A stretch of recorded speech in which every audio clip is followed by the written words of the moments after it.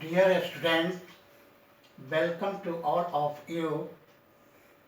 At present, I am going to discuss the topic writs of apex court and high courts, which is related to subject of constitutional law of India as paper 2 of LLB part 1 and pre-3rd. It means अर्थात आप सबों को जो writ से संबंधित जो प्रश्न आता है या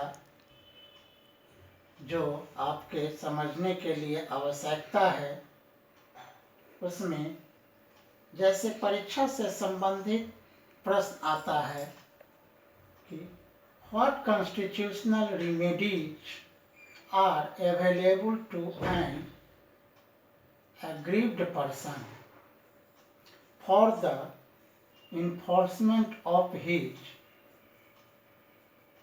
fundamental rights. Discuss. अर्थात अपने मौलिक अधिकारों के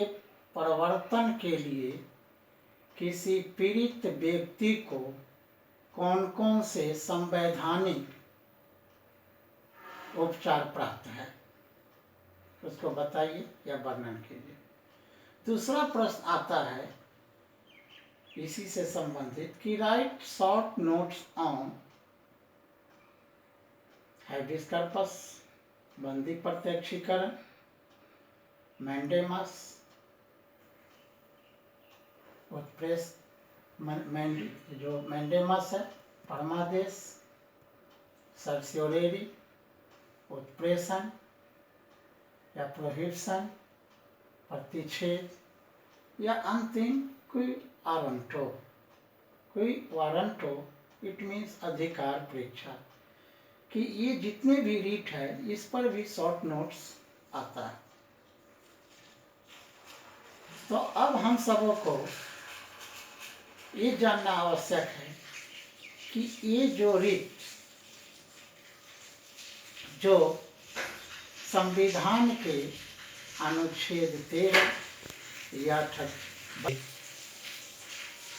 अर्थात जो मैंने अभी प्रश्न बताया उसका उत्तर या उसे समझने के लिए हमें ये जानना आवश्यक है कि कोई भी पीड़ित व्यक्ति को अपने मूल अधिकारों के प्रवर्तन के लिए भारतीय संविधान में जो उपचार प्राप्त है या दिया गया है, जैसे राज्य द्वारा बनाई गई कोई विधि जो किसी मूल अधिकार का उल्लंघन करती है, तो आर्टिकल 13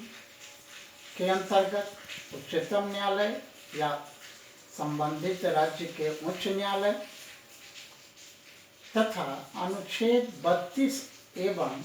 अनुच्छेद 226 के अंतर्गत उच्च न्यायालय या उक्त न्यायालय पीड़ित पक्ष के याचिका पर अपनी न्यायिक पुनराविलोकन शक्ति के द्वारा ऐसी विधि की वैधता और संवैधानिकता की जांच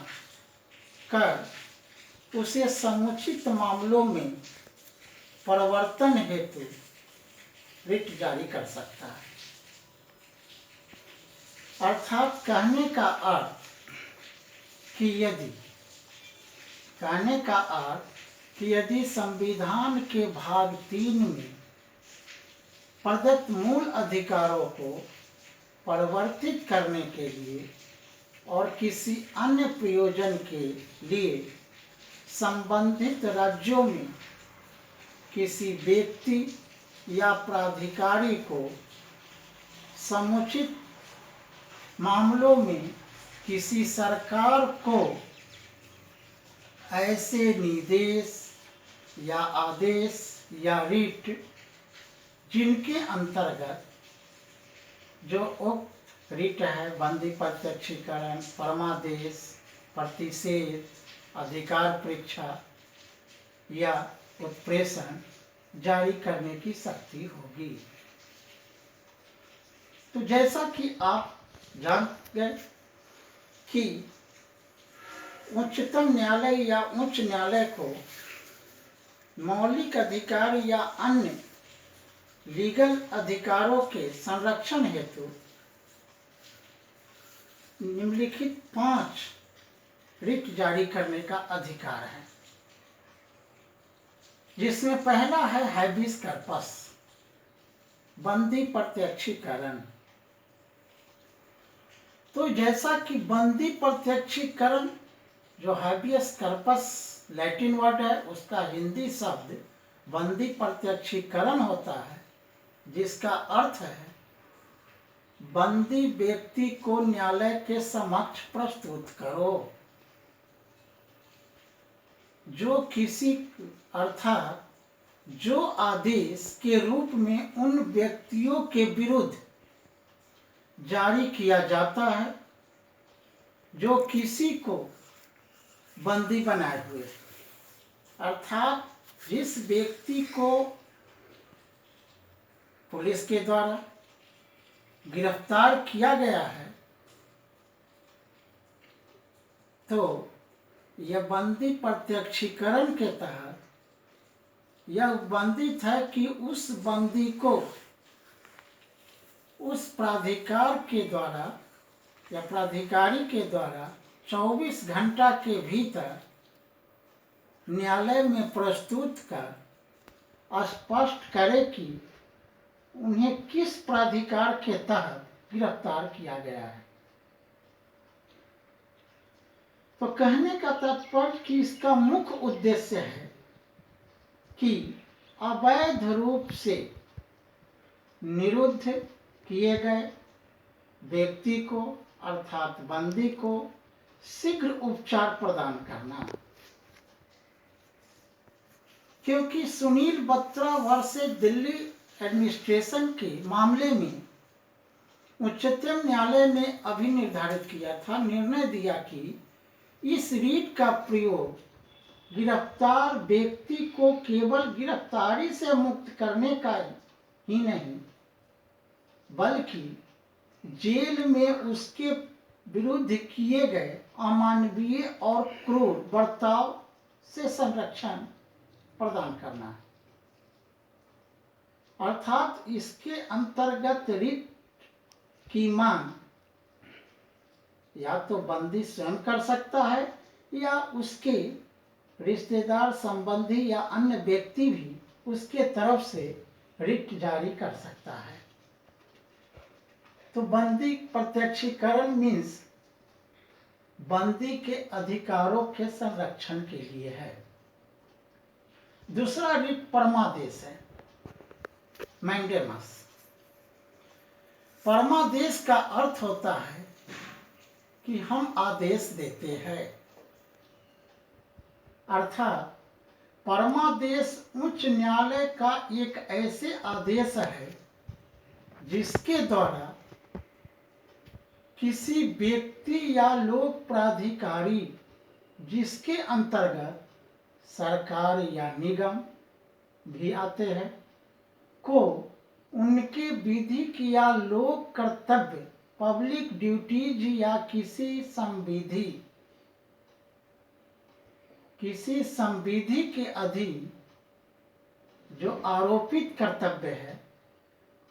को करने का आदेश दिया जाता है। उसे दिया गया जो ड्यूटीज है उसे निर्वहन करने का आदेश दिया जाता है। अर्थात उन कर्तव्यों को इलीगल रूप से करने का आदेश नहीं दिया जाता है। जैसे फॉर एग्जाम्पल में कि जैसे प्रार्थी ने, आवेदक ने किसी एक्ट के अधीन कोई लाइसेंस अथवा पब्लिक कॉन्ट्रैक्ट, सार्वजनिक संविदा प्राप्त करने की सभी शर्तें पूरा किया हो, अपने आवेदन में उसके सभी कंडीशन को पूर्ण किया हो, तो उसे लाइसेंस या उसके जो पब्लिक कॉन्ट्रैक्ट देने वाले प्राधिकारी को यह कर्तव्य बन जाता है कि वह प्रार्थी को लाइसेंस या पब्लिक कॉन्ट्रैक्ट निर्गत करे, प्रदान करे। यदि संबंधित प्राधिकारी सभी शर्तों को पूरा करने के पश्चात भी लाइसेंस देने से वह विफल रहता है या उसे इग्नोर करता है, तो पीड़ित प्रार्थी परमादेश लेख प्राप्त करके उपचार प्राप्त कर सकता है। हाँ, आरोपित का कर्तव्य लोक प्रकृति का होना चाहिए, पब्लिक नेचर का होना चाहिए, अर्थात कर्तव्य विधि द्वारा आरोपित होना चाहिए। यह केवल सार्वजनिक संस्थाओं अर्थात सरकारी विभाग पर ही जारी की जाती है या की जा सकती है, न कि किसी व्यक्ति या निजी संस्थाओं के विरुद्ध परमादेश जारी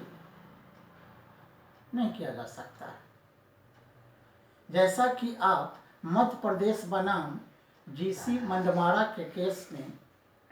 अधिक स्पष्ट से देख सकते हैं, उसमें न्यायालय का जो निर्णय है सर्वोच्च न्यायालय के, उसे आप और भी अधिक परमादेश को समझने के लिए पुस्तकों में देख सकते हैं। तीसरा है प्रोहिबिशन कि प्रतिषेध रिट। मुख्यतः ये जो रिट है वह अधीनस्थ न्यायालय या ट्राइब्यूनल्स अभिकरणों को अपने अधिकारता से बाहर जाने या जो नेचुरल जस्टिस के नियमों के विरुद्ध कार्य करने से रोकने के लिए जारी किया जाता है। इसलिए हम प्रतिषेध को, प्रोहिबिशन को एक न्यायिक रिट भी कहते हैं, जुडिशियल रिट भी कहते हैं, जो किसी वरिष्ठ न्यायालय द्वारा अधीनस्थ न्यायालयों को जारी किया जाता है, जिससे उन्हें अपने अधिकारता, अपने जुरिस्डिक्शन के सीमाओं में कार्य करने के लिए जारी किया जाता है। क्योंकि इस पर भी एक बात आया था, गोविंद मेनन बनाम भारत संघ का मामला, जिसमें भी न्यायालय ने इसे अधिक स्पष्ट करते हुए,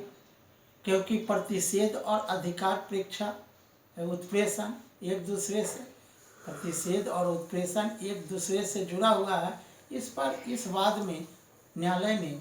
और भी अधिक स्पष्ट किया, जिसे आप पुस्तकों में देख सकते हैं। ऐसे सामान्यतः प्रतिषेध रिट किसी न्यायालय में कार्यवाही के बीच में भी, मध्य में भी जारी कर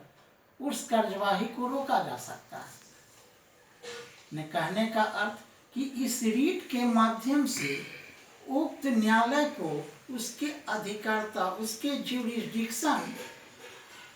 ऐसे मामले को चलाने का नहीं है, उसको ध्यान देने के लिए भी यह रीट जारी किया जा सकता है कि अधीनस्थ न्यायालय को, अधिकस्थ न्यायालय अपने अधिकार क्षेत्र से बाहर के मामले को भी अपने ज्यूरिसडिक्शन में सुनवाई करता है, जिसको ध्यान दिलाने के लिए या उसको रोकने के लिए वरिष्ठ उच्च न्यायालय या सर्वोच्च न्यायालय के द्वारा प्रतिषेध रिट जारी किया जाता है। और चौथा है सर्सियोरेरी उत्प्रेषण। उत्प्रेषण रिट द्वारा जो सर्सियोरेरी है, इस रिट के द्वारा भी अधीनस्थ न्यायालय या न्यायिक अधिकरणों में चलने वाले वाद, जो चलने वाले केसेज को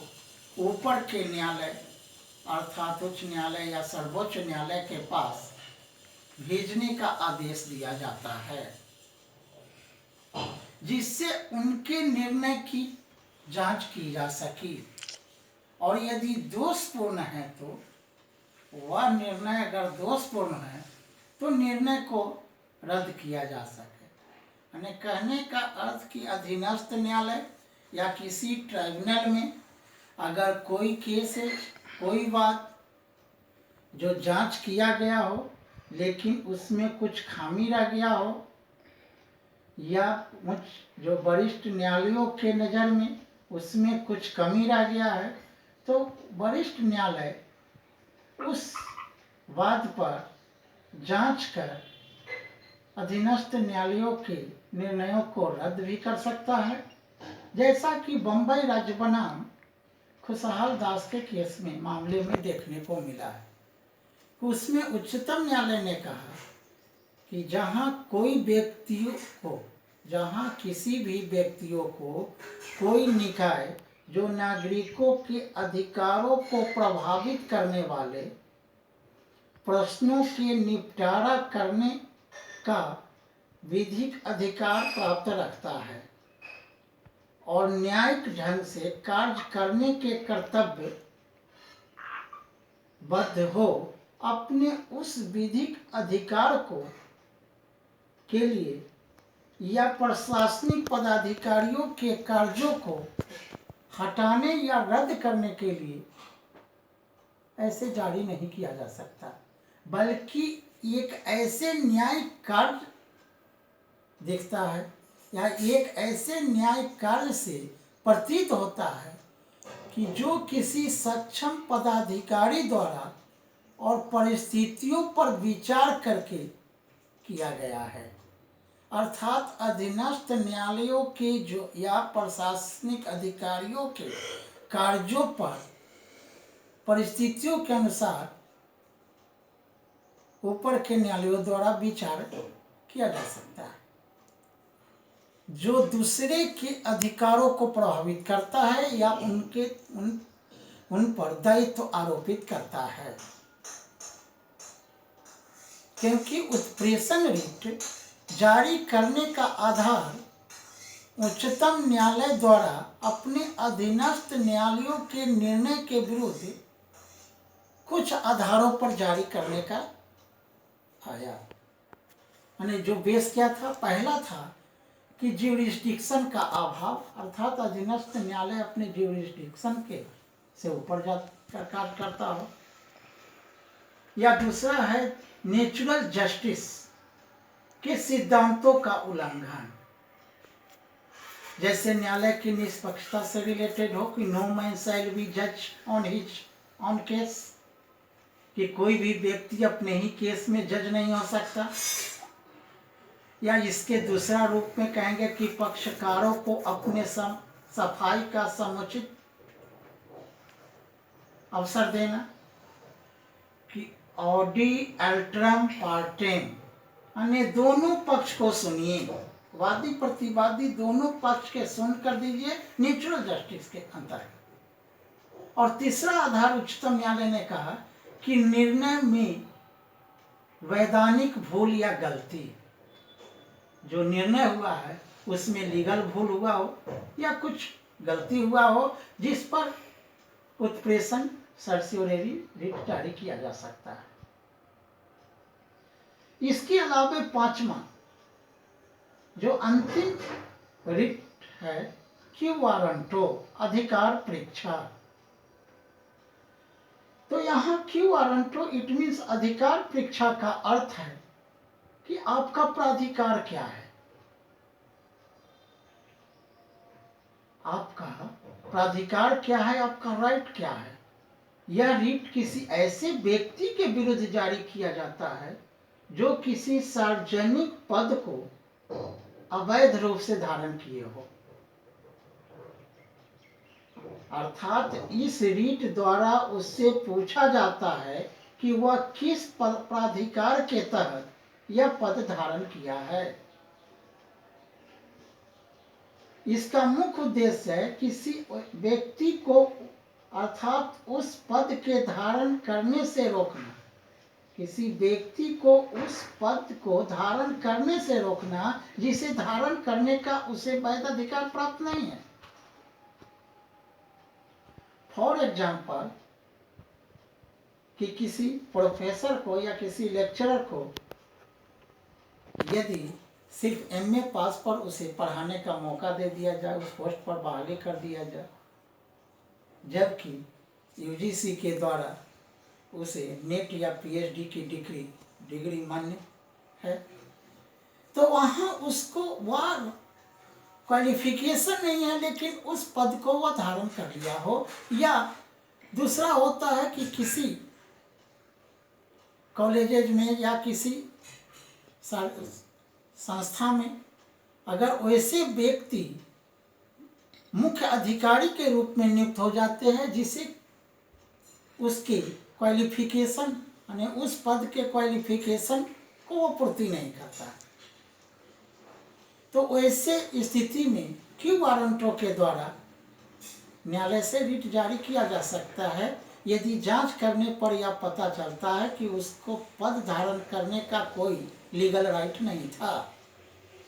तो न्यायालय अधिकार परीक्षा रिट करके उस व्यक्ति को उस पद से हटा देगा और उस पद को रिक्त घोषित कर देगा, और उस पर अभियोजन अगर हो सके, अगर जरूरी समझे न्यायालय, तो उस व्यक्ति पर अपराध के अभियोजन चलाने का भी आदेश दे सकता है। तो यहाँ कोई भी नागरिक अधिकार परीक्षा के रिट का दावा कर सकता है। जनरल पीपुल भी किसी प्राधिकारी के अधिकार के विरुद्ध क्यू वारंटों के तहत रिट जारी कर सकता, माने रिट का आवेदन दे सकता है जारी करने का, चाहे उसका कोई व्यक्तिगत इंडिविजुअल इंटरेस्ट हो अथवा नहीं हो। अर्थात वास्तविक मानदंड यह है कि क्या वह व्यक्ति जो पद धारक है, जो उस पोस्ट के लिए उपयुक्त है, विधि के अनुसार पद धारण करने के लिए प्राधिकृत है।